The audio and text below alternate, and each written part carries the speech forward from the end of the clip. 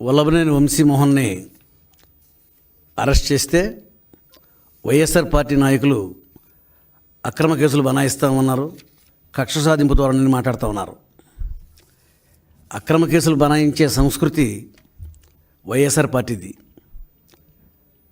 కొల్లు రవీంద్ర గారి మీద కానీ, చంద్రబాబు నాయుడు గారి మీద కానీ, ఎర్రనాయుడు గారి మీద కానీ, అచ్చెన్నాయుడు గారి మీద కానీ ఇలా చెప్పుకుంటా పోతే అనేక మంది మీద అక్రమ కేసులు బనాయించి అధికార దుర్వినియోగం చేసింది వైఎస్ఆర్ పార్టీ వాళ్ళు. 2023లో ఫిబ్రవరి 22వ తారీఖున తెలుగుదేశం పార్టీ గన్నవరం పార్టీ ఆఫీసులో సమావేశం జరుగుతూ ఉంటే వంశీ నాయకత్వంలో తన అనుచరులతో దాడి చేసి అక్కడున్న కార్లు తగలబెట్టి కంప్యూటర్లు బదలగొట్టి మొత్తం తెలుగుదేశం పార్టీని ధ్వంసం చేస్తే కంప్లైంట్ ఇచ్చిన సత్యవర్ధన్ దాని మీద చర్య తీసుకోకుండా తప్పుడు కేసులు బనాయించి ధ్వంసం చేసిందేమో తెలుగుదేశం పార్టీ ఆఫీసుని, కేసులు పెట్టిందేమో తెలుగుదేశం పార్టీ కార్యకర్తలపైన. ఆ రోజున రాజమండ్రి జైలుకు కూడా పంపించి చాలా రోజులు జైల్లో ఉండాల్సిన పరిస్థితి. దాంతోపాటు ఆడవాళ్ళ మీద కూడా కేసులు బనాయించి తెలుగు మహిళలను కూడా జైల్లో నిర్బంధంలో ఉంచినటువంటి పరిస్థితి. ఇటువంటి అక్రమ కేసులు దుర్మార్గంగా బనాయించి ఇవాళ రోజున సత్యవర్ధన్ ఆఫీసులో పనిచేసే ఒక ఉద్యోగి ఈ దాడిలో జరిగినటువంటి సంఘటన మొత్తాన్ని అతను కంప్లైంట్ ఇస్తే ఇవాళ ఆ కంప్లైంట్ని బలహీనపరిచేందుకు అతను షెడ్యూల్ కులానికి చెందినటువంటి వ్యక్తి అతన్ని కిడ్నాప్ చేసి అతన్ని హింసించి వాళ్ళ కుటుంబ సభ్యులను బెదిరించి ఇవాళ రోజున ఆ సాక్ష్యం తారుమారు చేసేందుకు ప్రయత్నం చేస్తూ ఉంటే ఇవాళ సత్యవర్ధన్ కుటుంబ సభ్యులు కంప్లైంట్ ఇచ్చారు.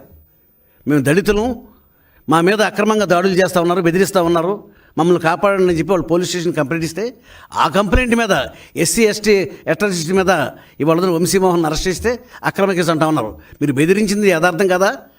ఇవాళ సత్యవర్ధన్ కానీ వాళ్ళ కుటుంబ సభ్యులను కానీ బెదిరించబట్టే తప్పుడు సాక్ష్యానికి అతను సిద్ధపడ్డాడు. ఇవాళ కేసులను తారుమారు చేయాలని చెప్పి ప్రయత్నం చేసేది మీరు. దళితులను బెదిరించి వాళ్ళని భయపెట్టి లొంగ తీసుకుని కేసులను తారుమారు చేయాలని ప్రయత్నం చేస్తున్నాం. ఇవాళ రోజున కుటుంబ సభ్యులు ఇచ్చిన కంప్లైంట్ మేరకు ఇవాళ ఒక ఫిర్యాదు ఐపీసీ సెక్షన్ ప్రకారం 506 అంటే సాక్షిని బెదిరించడం, అది తీవ్రమైన నేరం. సాక్ష్యాన్ని ఎవరు కూడా బెదిరించకూడదు. వాడికి ఒక స్వేచ్ఛను ఇవ్వాలి, వాడు ఇష్టం వచ్చినట్టుగా కోర్టులోకి వచ్చి సాక్ష్యం చెప్పే అవకాశం ఇవ్వాలి. వాడిని పట్టుకుని బెదిరించి వాడిని ప్రలోభపెట్టి హింసించి ఇవాళ రోజున కిడ్నాప్ చేసి మరి వాళ్ళ కుటుంబ సభ్యులను బెదిరిస్తే వాళ్ళ కుటుంబ సభ్యులు కంప్లైంట్ ఇచ్చారు. అసలు అక్రమ కేసులు అంటే నేను మించిన అక్రమార్కుడు ఎవరైనా ఉన్నాడా? గన్నవరం నియోజకవర్గంలో శాసనసభ్యుడిగా పోలవరం కాలువ మీద ఉన్న మట్టి అంతా ఏమైపోయింది? కొన్ని లక్షల క్యూబిక్ మీటర్లు అమ్మేసుకున్నావు. బ్రహ్మలింగం చెరువులో మొత్తం అంతా మట్టి అంతా కలిపి అమ్మేసుకున్నావు. ఇవాళ అక్రమంగా లేఅవుట్లు వేశావు. ఆఖరికి ఎయిర్పోర్ట్ భూములు కూడా వదలకుండా తొవ్విపారేశావు.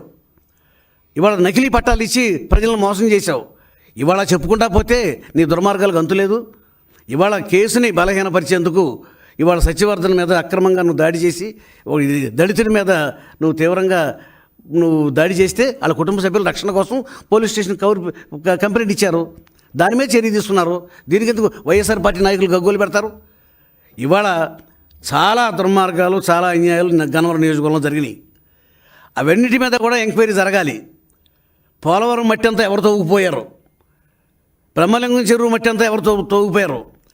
సుమారుగా అతను కానీ వల్లభనేని వంశీ హయాంలో సుమారుగా 4,000 కోట్ల రూపాయల దోపిడీ జరిగింది.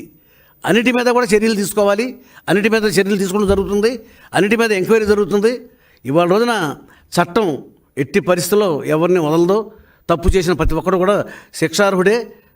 పోలీసులు కస్టడీలోకి తీసుకుంటారు, కేసులు పెడతారు. దీని గురించి వైఎస్ఆర్ పార్టీ నాయకులు ఇది అక్రమ కేసులని మాట్లాడటం అనేది దెయ్యాలు వేదాలు వల్లించినట్టుగా ఉంది. అక్రమ కేసులు పెడతంలో మీకు మీరే సాటారు.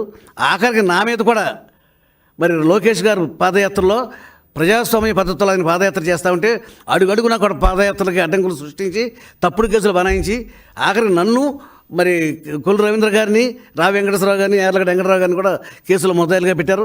వాయిదాలకు తిరుగుతూ ఉన్నాం. తప్పుడు కేసులు పెట్టే సంస్కృతి మీది, మాది కాదు.